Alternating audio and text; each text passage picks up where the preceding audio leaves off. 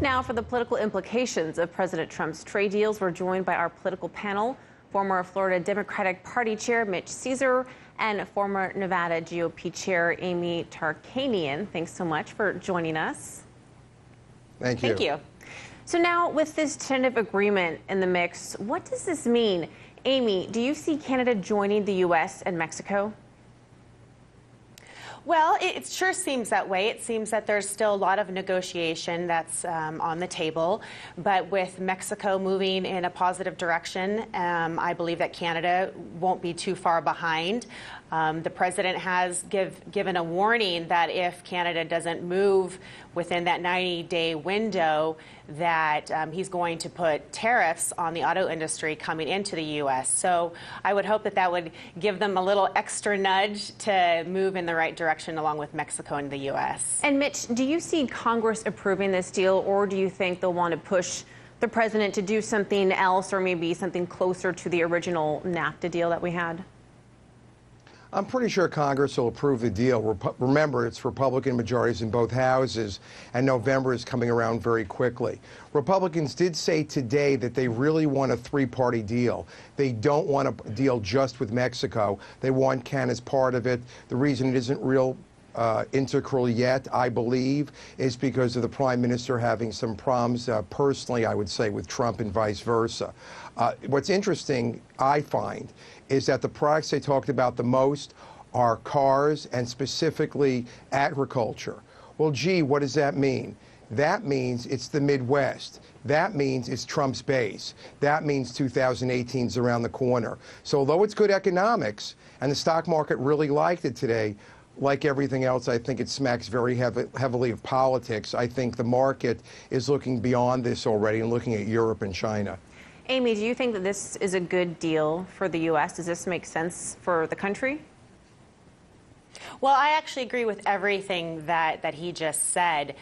We still don't know all of the details, but it does seem like it's moving in the right direction, and it's a win-win for hopefully all three of them to come together. But it does seem like it's a good thing, especially with the market soaring. And now, Mitch, what about relations with China and North Korea? Were you surprised Mike Pompeo's visit was canceled to North Korea? Actually, I wasn't surprised at all. I don't think anyone believed that North Korea had agreed to stop anything. There was no formal agreement. There was no background work done.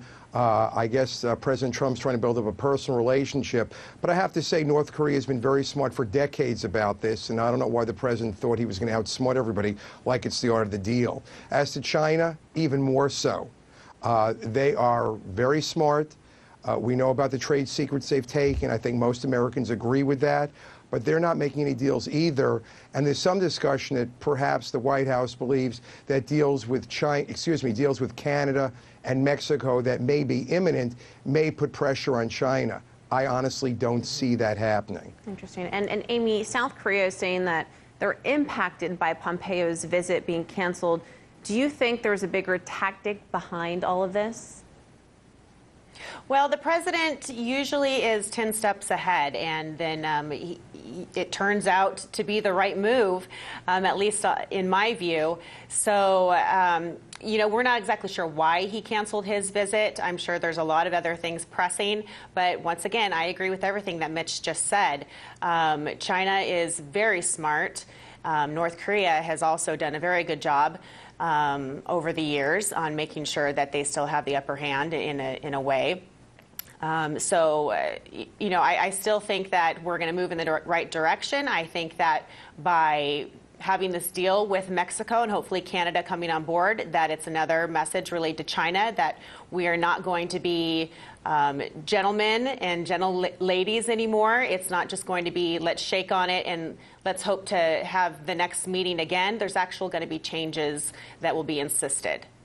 A lot of information still unfolding. We really appreciate both of your insights, Mitch and Amy. Thank you so much.